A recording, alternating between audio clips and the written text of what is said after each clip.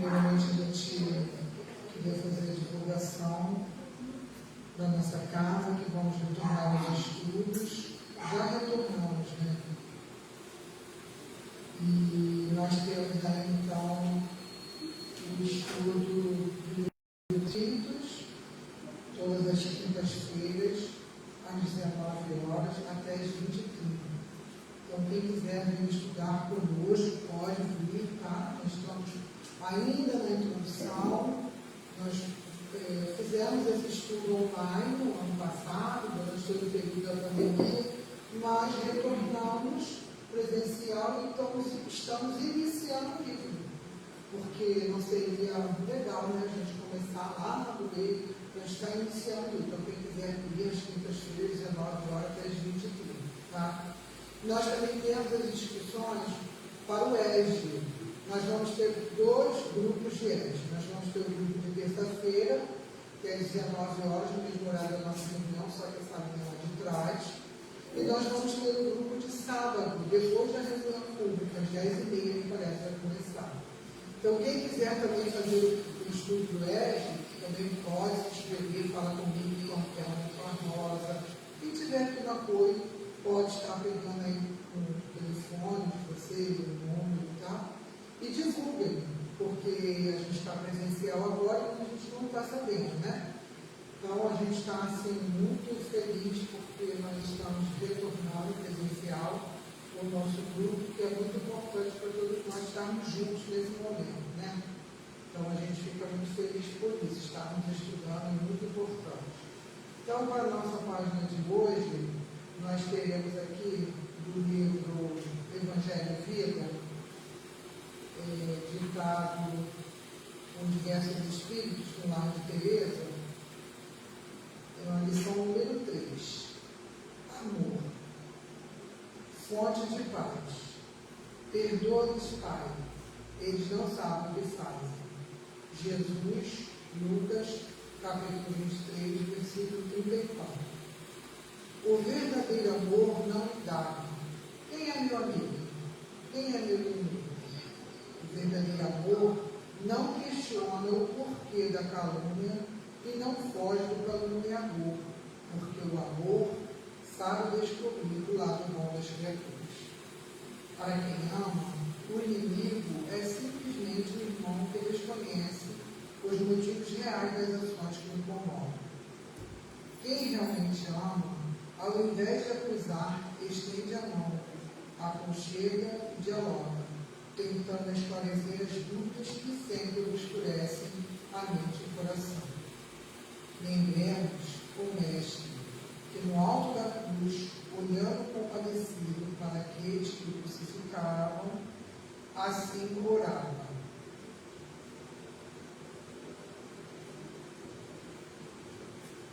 demonstrando o seu infinito amor. Perdoa-os, Pai, eles não sabem o que fazem. Naqueles instantes dolorosos, ele esquecia seus sofrimentos e justificava os seus perseguidores diante do Pai.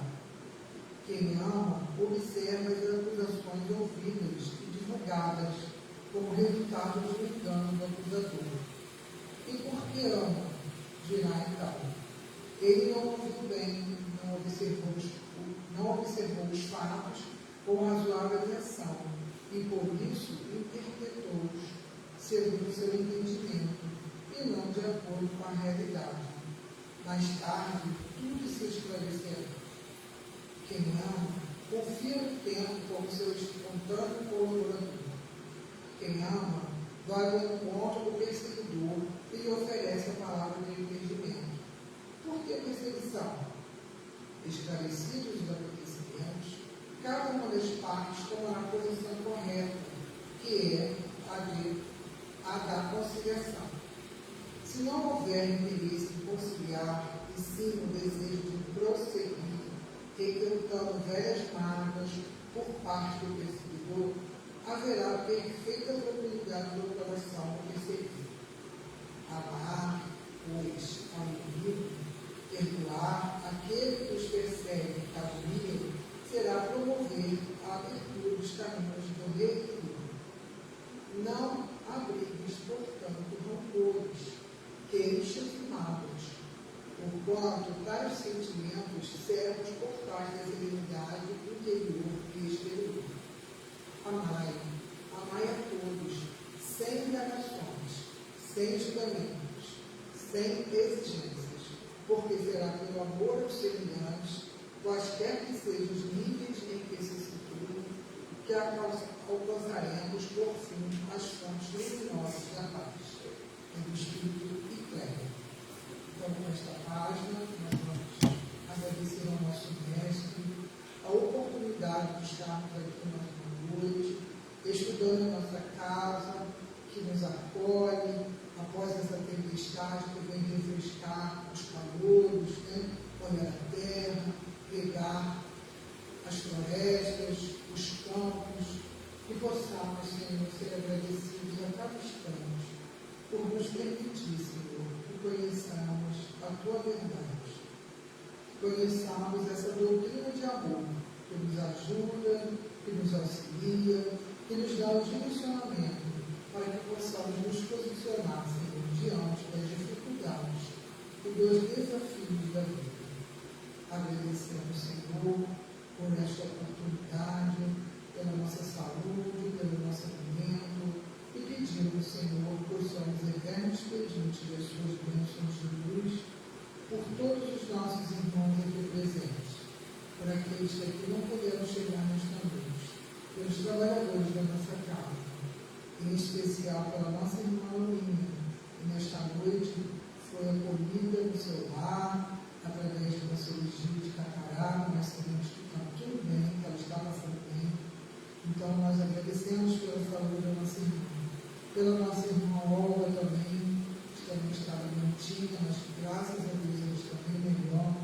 Então, por todos, Senhor, trabalhadores desta tua seara, pelos nossos irmãos e humanidades, e pela nossa querida irmã Eli, que nesta noite vai nos trazer os estudos, falando dos vultos das mulheres do Evangelho, tanto tu possas abençoar a Eli, sua família, a todos nós, Senhor, e que possamos estar com os nossos corações abertos, as nossas mentes, para podermos bem aprender todos esses ensinamentos e colocarmos em prática no nosso dia a dia.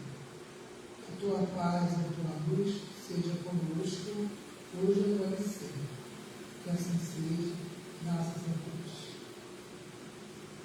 Então, como depois de nossa divulgação, nossa prece, passo a palavra à nossa irmã Emi, que vai nos trazer aí as mulheres do Evangelho. Agora vamos estudar sobre as mulheres, né, as nossas antepassas. Então, Jesus abençoe a todos que tenham uma boa manhã. Obrigada. As mulheres do Evangelho. Olha a responsabilidade, né? É um tema assim, muito gratificante de estudar sobre as mulheres. A gente vai ser visto, né, todo dia, porque não pelo sexo, mas pelo que nós podemos fazer, receber, porque a gente reclama, a mulher sofre muito, mas ao mesmo tempo, como é abençoada, né? E quanto a gente tem de delicadeza, de sensibilidade para acabar esse sofrimento maior que a gente acha que tem, mas mais ainda a gente é abençoado. E quando a gente vai ver a história aí, através da vida de Jesus, através dos evangelhos, né, a gente vê que a mulher foi super bem tratada com Jesus. Então ele sempre acolheu com muito carinho, ele trouxe muito acolhimento e muito amor, como disse a página, independente de qualquer coisa que ela fizesse ou passasse, ele estava sempre ali acolhendo. Então, pela história da sociedade que é tão sofrida, né, que a mulher vem sofrendo até hoje, mudou, né, trazemos tão enraizado dentro de nós que continuamos sofrendo tanto, mas ao mesmo tempo somos tão abençoadas, né? Tão acolhidas por Jesus. Porque as histórias que nós temos, que pude pesquisar no Evangelho, todas elas, Jesus não condena, não critica, só ama, só traz o amor, e ao mesmo tempo todas elas receberam a bênção, foi mudada nas suas histórias, através da própria fé da mulher. Que a mulher, ela é muito fervorosa, não é? Se a gente for ver, quando o filho está doente, quem é que se apega em Deus, quem é que clama, não é? Então, assim, a mulher tem essa sensibilidade, não só pelos filhos, mas a mulher tem essa, eu acho que é uma questão genética mesmo, né? A gente passa por isso. E a gente, todas as histórias que a gente veio a pesquisar, a gente viu o quanto a mulher foi capaz de amar e de ter fé. Até a ponto de Jesus falar, mulher, a tua fé te salvou, não é? Ela foi um exemplo bem claro, mas em todas elas a gente vai verificando isso. Isso é muito bacana, isso é muito gratificante. Porque a mulher, nos termos de Jesus, história não é uma coisa muito bacana, né? As mulheres, a história naquela época é uma história muito pesada, né? Porque eram tratadas como inferiores, né? Eram tratadas sem importância nenhuma, sem voz, sem vez. Elas não tinham vida pública, elas eram apedrejadas em praça pública pelo julgamento dos homens, eles duvidavam, né? E apedrejavam, eram mutiladas. Então a história da mulher é de muito sacrifício, de muita dor. Mas ao mesmo tempo ela vem mostrar que através dessa dor, desse sacrifício, ela mostra a sua fé. Então fortalece ela. A gente não está dizendo que tem que sofrer agora, mas que a gente é capaz de sofrer e se fortalecer com esse sofrimento. Porque continuamos sofrendo. Na nossa sociedade hoje mudou muita coisa. Mudou a barbárie, né? Você não é mutilada, mas às vezes você é mutilada na sua moral. Agora na pandemia, quantas coisas nós vimos hoje? Eu na escola, com a diretora pedindo socorro. Ajuda, porque uma professora estava sendo ameaçada pelo companheiro na escola. Aí os colegas pedindo conta, você vê, daqui a pouco colocaram, ó, tem uma patrulha na casa dela. Hoje, nos tempos de hoje, você não tem o direito de não querer mais aquele companheiro. Aquele companheiro já não é, né? Não faz mais parte daquele. Acabou aquele ciclo. Porque não é mais chamando, os ciclos terminam e começam outros. E a gente não é capaz de aceitar isso. Isso não é verdade, né? Não é mutilada, não é apedrejada, mas ele ainda está. O homem, não só de sexo, mas o homem em si, né? O ser, traz isso ainda dentro de si. Porque também tem mulheres que fazem isso com os homens. Né? A gente sabe que tem mulheres que também fazem isso com os homens. Está falando do ser, né? Então, a história é muito. Vem melhorando muito, mas ao mesmo tempo a gente tem que se policiar muito, ler muito, estudar muito. Isso é para nós, não é para lá fora, é para nós nos entendermos, sentirmos e nos fortalecermos também para mudar essa história, né? Então, outra coisa que é muito interessante, a gente achou interessante nessa pesquisa, que as mulheres na época de Jesus não eram tratadas através dos seus nomes, não. Era assim, ó, a Maria, tinha a Maria que era a mãe de Tiago menor. Tinha a Salomé, que é a mãe de João, de Tiago maior. Tinha a mulher samaritana. A mulher samaritana, qual é o nome dela? Vocês sabem? Não consegui achar. Tá? E a gente vai estudando, vai lendo, e não se toca nisso. Será que nós estamos tratando a outra, né? Pelo nome, pelo que ela é, ou pelo quem ela é, ou né, o que ela tem? A gente tem esse, então, assim, é para a gente refletir isso. A adúltera, qual é o nome da adúltera? Quem é hemorroíça? Quem é? Qual é o nome dela? Isso não acha no Evangelho. Olha como que a sociedade naquele tempo, né? A filha de Jairo, a cobra de Pedro, Maria, mãe de Jesus, olha só Maria, mãe de Jesus, né? Marta e Maria, irmãs de Lázaro. Joana, esposa de Cusa, né? Cusa era um herói lá no templo. Então, assim, as mulheres eram tratadas não por elas, mas hoje, graças a Deus, já está evoluindo nesse sentido. Então, também é uma reflexão para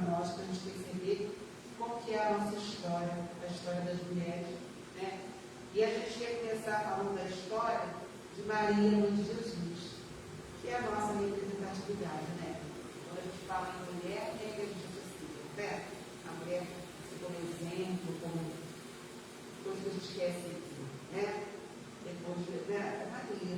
Então, Maria, a gente começa falando dela, porque ela foi a primeira que recebeu o milagre público. Jesus, o primeiro milagre de Jesus foi para Maria. Quando ela estava lá naquelas bodas, né? Bodas de Caná, ela era responsável pela festa de casamento e a bebida acabou, eles pediram bebida e foi Jesus que auxiliou, né? Enche os potes que a gente vai transformar. E foi o primeiro milagre dele que é anunciado nos evangelhos. Então, olha que alegria para a mãe ter um filho que conseguiu, né? Colocar essa energia para transformar uma coisa de auxílio para a mãe. Ele quis mostrar que nós somos capazes. Né? Se a gente tiver amor, fé, a gente é capaz. Então, esse é o primeiro milagre. Então, a Maria, a gente, se for falar de Maria, a gente vai falar a noite toda, né? Trouxe até um livrinho aqui de Maria, em nome de Jesus, da Ivone, que traz um poema lindo para nós. Eu não trouxe flores, Bárbara, mas trouxe um poema para nós. Então, Maria tinha aquela responsabilidade naquele casamento, né? E depois, quando os convidados fizeram vinho, né, a mãe lhe disse, não tem vinho. E aí faz essa passagem tão bonita que ele traz o vinho. E depois ela fala, fazer tudo que vos disser. Então, tudo que Jesus orientou para elas fazerem naquele momento, as pessoas tiveram fé, fizeram e conseguiram fazer nada. Isso quer dizer o que para nós? Se nós aceitarmos esse roteiro de Jesus, os milagres na nossa vida irão acontecer, né?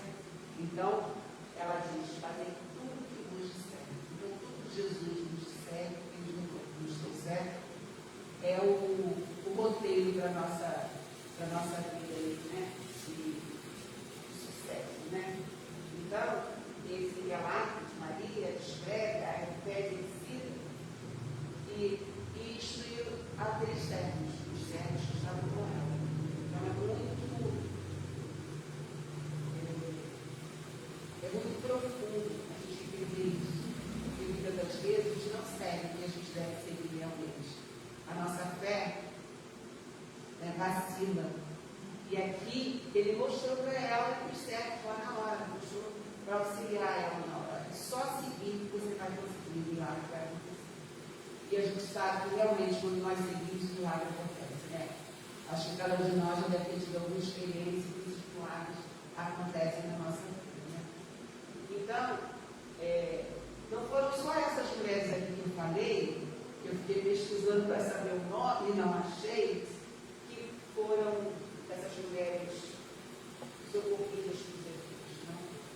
Tiveram também mulheres desorientadas, né? Aflitas, viúvas desamparadas, porque com tanta barbárie, tanta viúva deveria ter, meninas órfãs, né?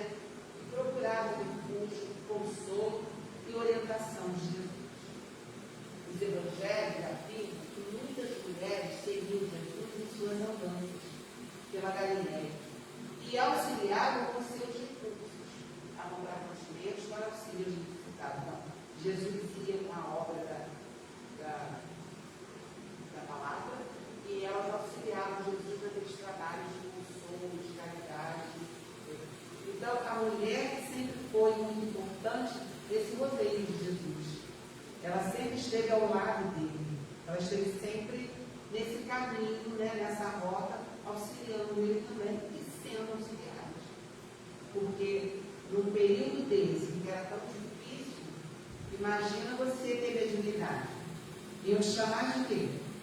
Pô, Jesus entendia, ele era amoroso e entendia isso. Então, tudo isso era muito. E os outros homens não.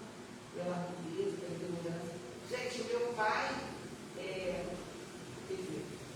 isso novinho, né? Eu me lembro de quanta coisa que meu pai falava, assim, com tanta coisa ruim. Ele não aceitava. Né? Minha mãe vinha para cá, para essa casa, ele não aceitava, ele trazia na porta, ele não entrava, porque não sabia o que estava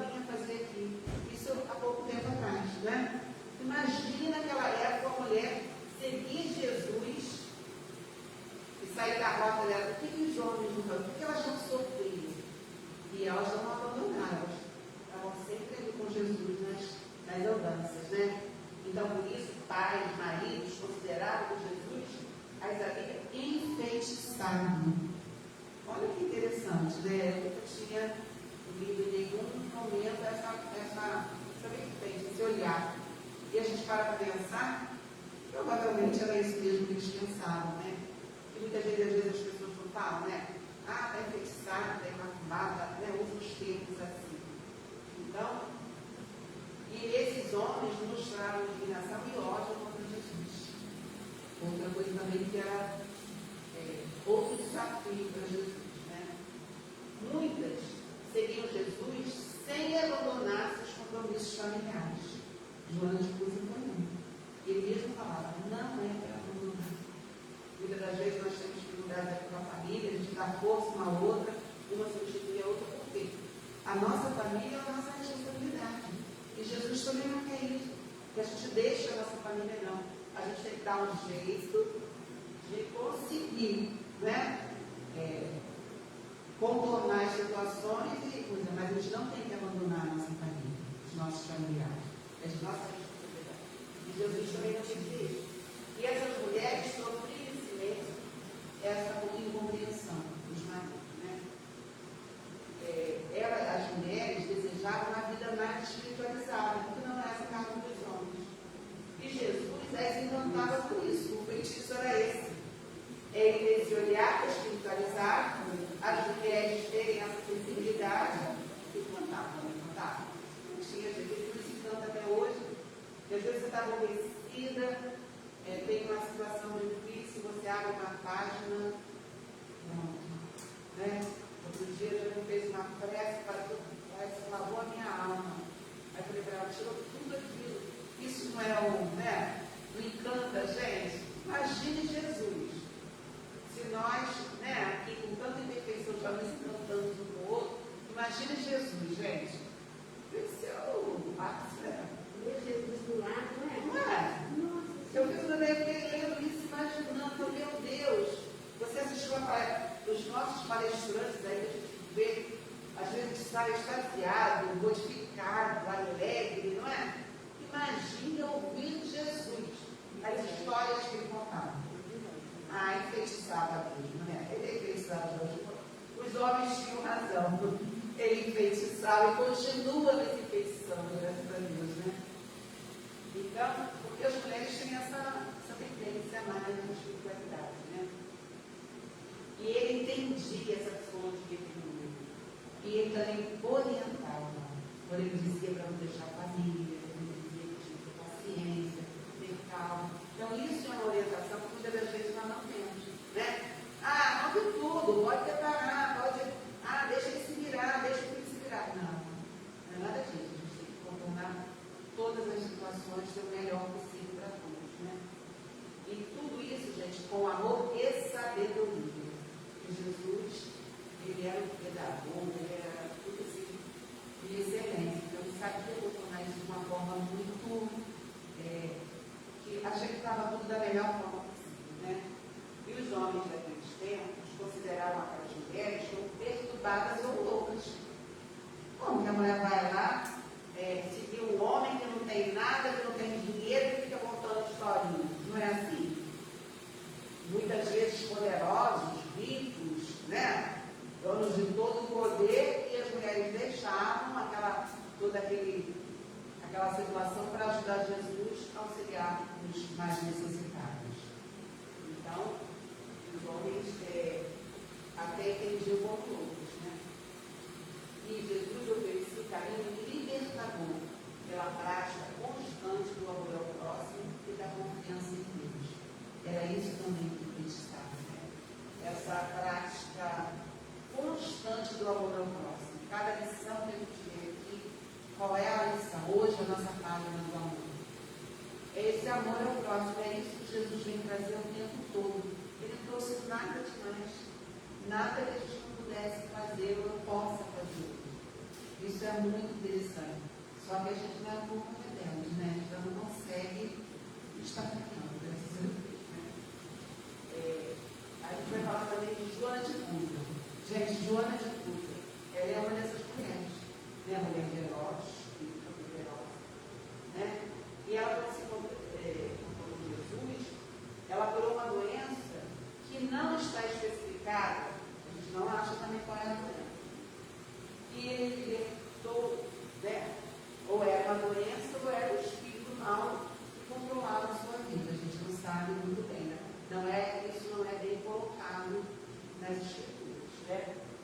Então, quando ela se libertou dessa doença, dessa dificuldade que ela tinha, que agora a gente pode ter uma depressão, né? Pode ter umas doenças que a gente tem hoje, né?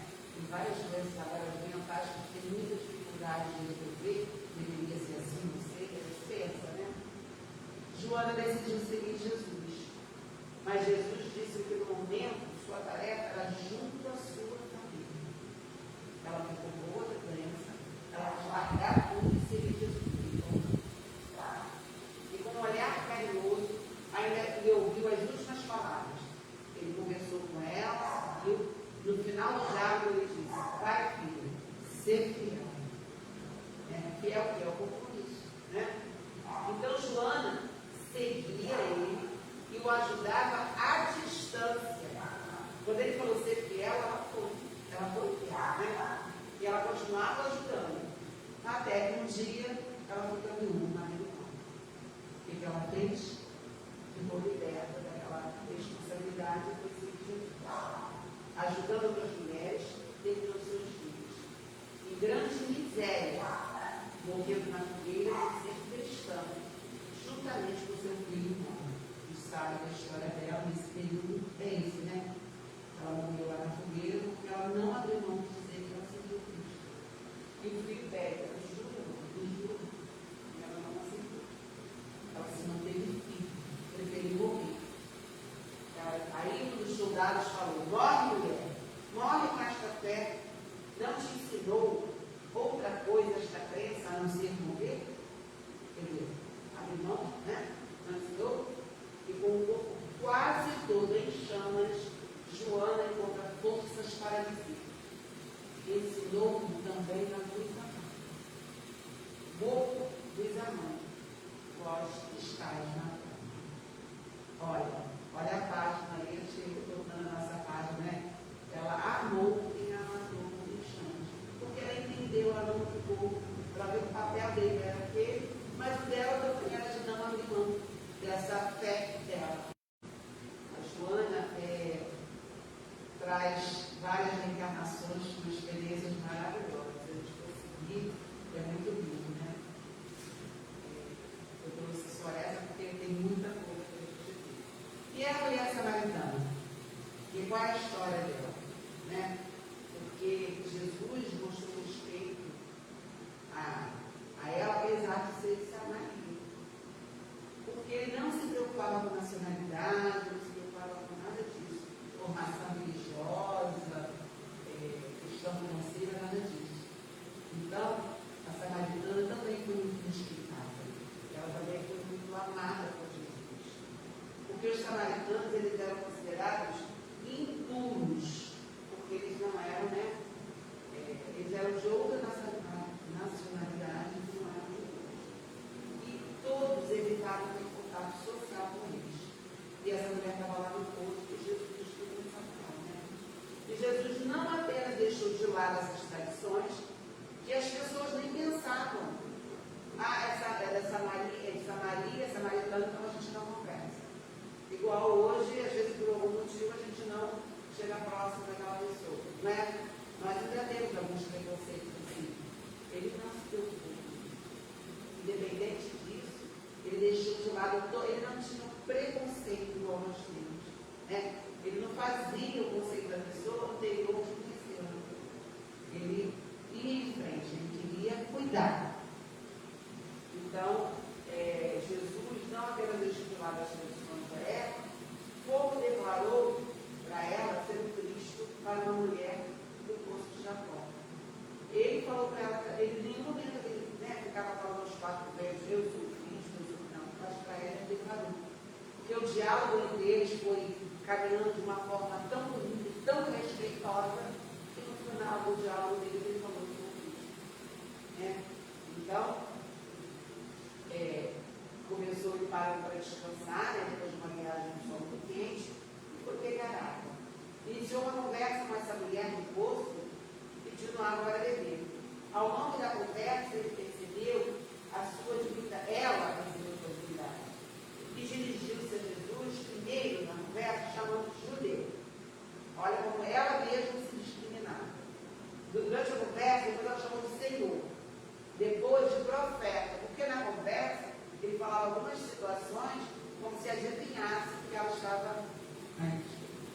você adivinhasse